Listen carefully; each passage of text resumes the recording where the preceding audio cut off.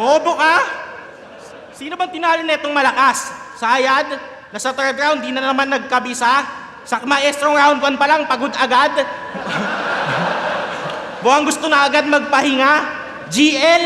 3-2? Bakit malakas ba yung buga? Eh kaya mo lang naman natalo sa GL nun, di pa siya nun marunong magmura.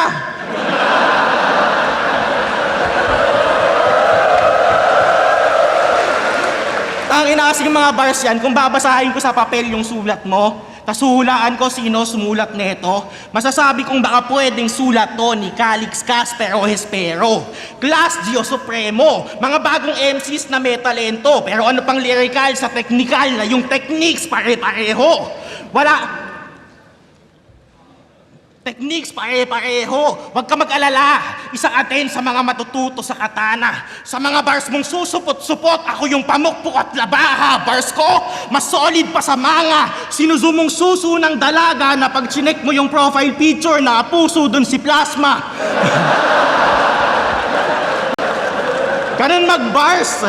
Hindi yung kung sila minamani mo, ibahin mo si Juggernaut. Ang tagal kong iniisip nun, gago. Yun pala, Juggernaut, nyam-nyam-nyam, mani, pasampal nga ako. Kung may wordplay na maganda, meron ding pangit, yung sa kanya mabaho.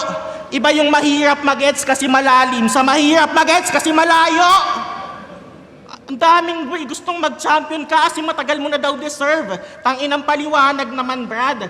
Ano, para maging deserve ko din, kayahin ko to sa isa buhay, malaglag ako ng malaglag. Maging tanga ako ng mahabang panahon, makontento sa mga kampiyon, pumalakpak.